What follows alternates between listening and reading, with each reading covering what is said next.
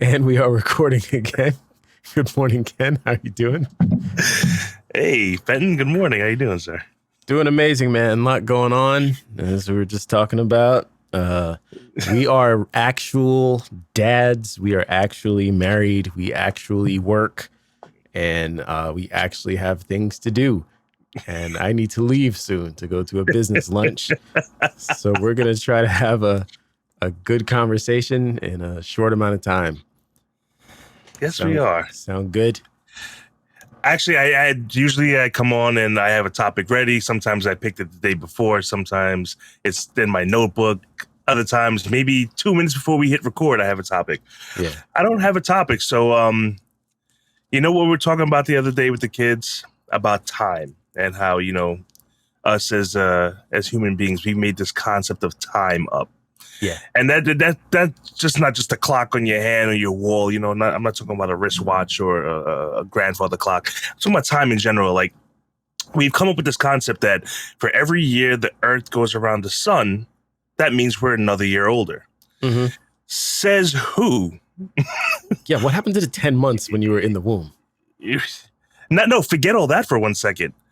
All right, so this was like a discussion of the time thing, right? So who came up with the whole thing? And it has to do with scientific reason of why every 1 year human life is 7 years in dog life. And that's really just an estimate because when they're puppies, it's more like 9 years. As they get older, it's more like 5 years. So the median is 7.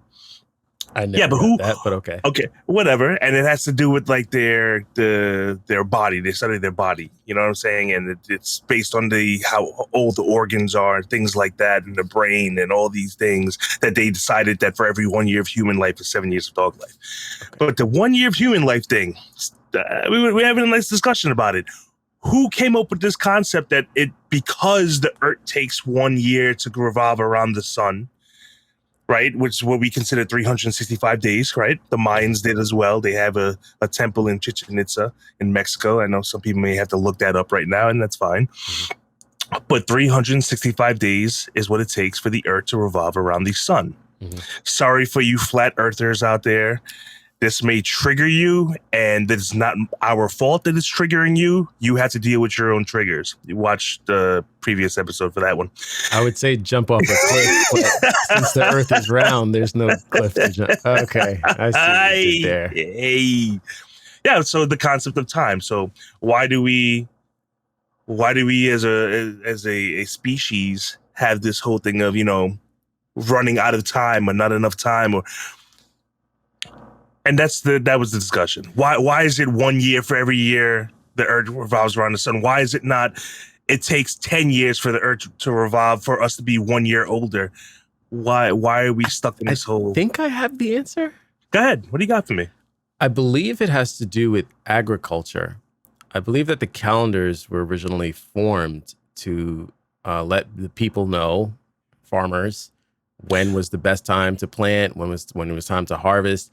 And I'm pretty sure that the calendars originated from the agricultural, culture, if you will. And that's fine. That was not my question.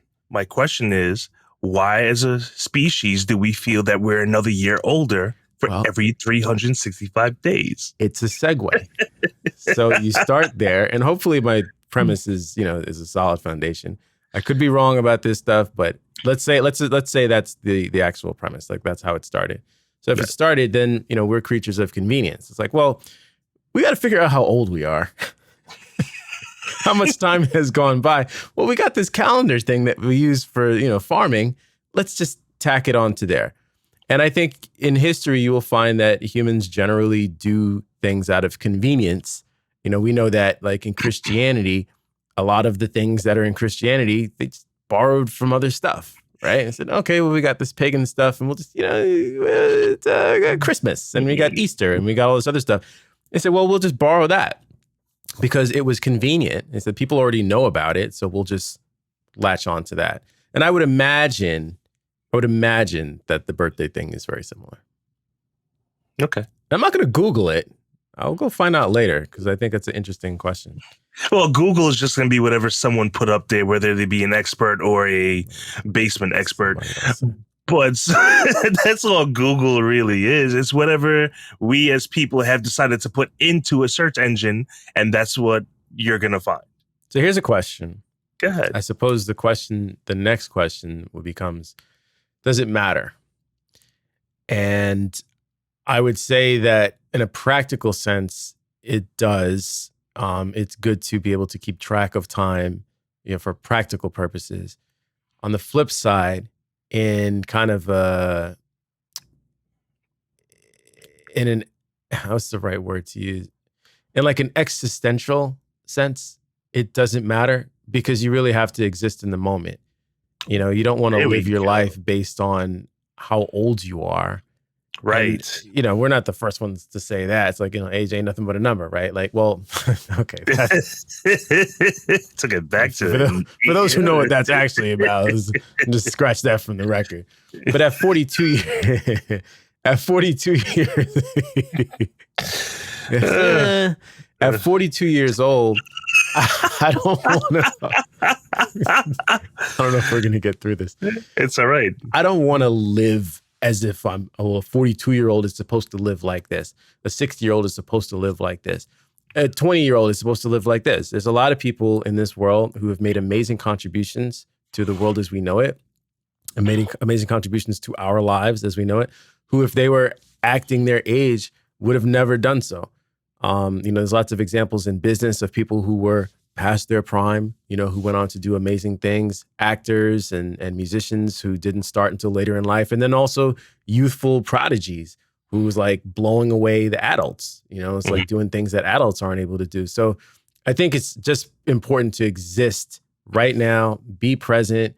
I've been doing a lot of that kind of stuff since I went on that cruise and have been reading, I usually have the books handy, reading Rick Rubin's book, The Creative Act, A Way of Being. No, we are not sponsored by Amazon. But this book has really been helpful, reminding me to be present, take in my environment, and be inspired by it. Because I think the worst thing to do is to believe that what's happening today is mundane. There's nothing mundane about what happens today. Today may seem less eventful than some other day, but it all matters and it's all important and you can glean something from it. So if you take time to just forget, all right, time, it's time for this, it's time for that. You know what it's time for? It's time to enjoy the day and to be present today. Carpe diem, right? Carpe diem, seize the day. Actually, you know what? Yesterday, we took the kids to a place in Old Westbury called Old Westbury Gardens. Love. There's like a big mansion there. It's a huge property. You can walk, gardens and lakes and swans but literally stopped and smelled the roses. Well, the flowers. They had a flower garden. I'm sitting there taking pictures. My wife's like, "What are you doing?" I'm like, "I'm making a montage." I don't know. But I was like, literally, I was stopping and really admiring flowers and roses. I don't know. I thought it was relaxing. It was peaceful. I was in my zen, and the kids are just like kind of frolicking on the grass and running around. Frolicking. Yes. You can only frolic if you're being present in the moment. You can't frolic when you're thinking about tomorrow and yesterday. Bella and I, my daughter, we stopped and she stopped me as we were walking down the street and she picked a flower and she was like, "Here, Dad, smell it." And I was like, wow, we actually just stopped to smell the flowers. I was like, that's awesome. You gotta do it once in a while, man. Just release yourself from the just life stress that we tend to put on ourselves. You know what I mean? It's not always, well, life is pulling me down or life is pushing me down. Sometimes you're just pushing yourself down or pulling yourself down because of your own mental beliefs, stresses, whatever may be up there. And like you were just saying, just stop. Don't worry about yesterday. Don't worry about tomorrow. Be in the present. Well, a lot of that stress, I think, is associated with time and our focus on time. I got to do this thing before I run out of time. There's a deadline for this and everything is just a time crunch and we're in a rush. It's all related to time. I think a lot of our stress has to do with time. So if you can let go of that, I told you that story. I have an Apple Watch now and I got it. I was the best man in a wedding and this was the gift. It's an amazing gift. It's really nice. That is a pretty dope gift. It's a pretty dope gift. But Yes. prior to that, since 2011 to 2023, I have not worn a watch. And the reason why I did not wear a watch for 12 years is because I was in San Francisco with some good friends and some good wine and some good cheese and some good bread that we got from a general store, literally on a dirt road on our way to the winery. And we're playing bocce ball in the mountains. And I remember sitting down eating, and somebody said, and you know, the air is just different in Cali. Yes, it is. It's different. It's not that New Yeah. York air. New York air is that. It depends where in Cali, but where you were. Yeah, we were in wine country. Exactly. And we're playing bocce ball, and we stopped and we said, "Yo, what time is it?" And I was like, "Oh, I don't have my watch." And, this person, they don't have their watch. There was probably 8 of us. Nobody had a watch. Nice. And we all said, this is what life is supposed to be like. Yes, you're not going to be able to have wine and friends every day. We get that. But being present in the moment and just enjoying the time that you have right now, not being rushed to go anywhere. So we said to ourselves, we're not going to wear watches anymore. And I don't know if everyone else stuck to that, but I left California, no watch. And I literally haven't worn a watch until I got one a couple weeks ago. And now I can't stop looking at it. I'm so annoyed. I love it, but I'm really frustrated by it too. What'd you do to your wrist? Carpal tunnel? Decrevein's tendinitis. I am a dad, and this is something that happens to new mothers a lot when they're picking up the babies. There's just the weight of picking the baby and, this thing. So there's these tendons here, and the sheath around the tendons gets inflamed from picking up the baby and grabbing. And if it gets inflamed enough, it becomes like real life. What's that doctor game where the surgery? Oh, Operation? Operation. It's like real life operation. Like you move and it's like, So I've had that for a long time. Ouch. Yeah, it gets worse. It will heal with time. It'll heal with surgery or or a lot of ice. Oh, A lot of icing every day. So I know you're in a place right now where you're able to spend a lot of time with your family. And, you went out yesterday and did those things. Mhm. How do you feel being able to just be present in a different way? It's life. So some days we'll have the stressful times. I don't have stressful days. I'm not gonna be able to sit there and like, oh, my entire day was stressful. No, you have stressful moments, but more of the moments are I guess, euphoric kind of. I get to take this in right now. I'm actually hanging out with my children because I don't get to do it a lot, especially in my profession. And I'm like backing up from the mic. In my profession, I don't get to really hang out with my children a lot, my family, because I'm working a lot. So it's been nice to have a few weeks of just hanging out and being present and laughing and playing games, and not just video games, but going outside to ride a bike or play catch. Just being in the moments, hanging. It was one of my son's birthdays yesterday. Being there for his birthday compared to him usually, at a desk working, doing numbers.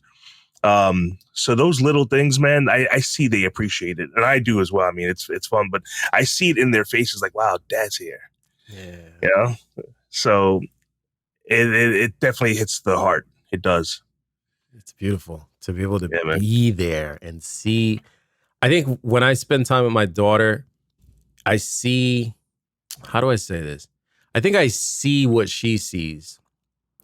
Like kids have this amazing worldview because they're not pressed about time. She certainly is not pressed about time. It's like, we need to go, and she's playing and she's drawing and whatever. But what happens is like, I'll be like, okay, Bella, we need to get ready to go. And she's like, okay, but I'm drawing. And if I stop and take a moment and stop worrying about the fact that we need to leave to get her to school or camp or whatever, and just take a moment and look at what she's doing, it's like, wow, she's making this incredible art, and she's just here in the moment. And this is what life is about for her. I want to make my art. And if, as far as she's concerned, I'm getting in the way, of her being present and doing the thing that she loves to do. So sometimes when I take a moment, I'm just like, all right, you know what, Fenton, don't worry about it. Maybe we'll be a couple minutes late. It's not the end of the world. Sharing that joy with her, you know, sharing that moment. I think a lot of people miss out on joy and joyful moments with their loved ones because they're too busy thinking about the next thing that they have to do or the thing that's not getting done because time. Right.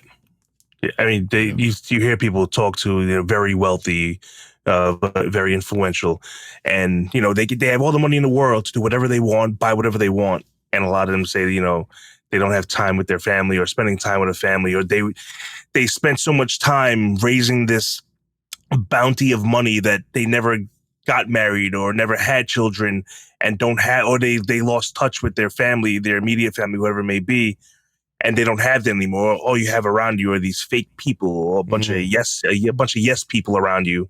Yep. And there's nothing fulfilling about that. They're depressed and sad and don't have, you know, by using their time to create the wealth, you lost out on time you could have had with compassion or camaraderie, or, you know what I mean? So, right. There's, I had to Google it because I didn't want to get it wrong.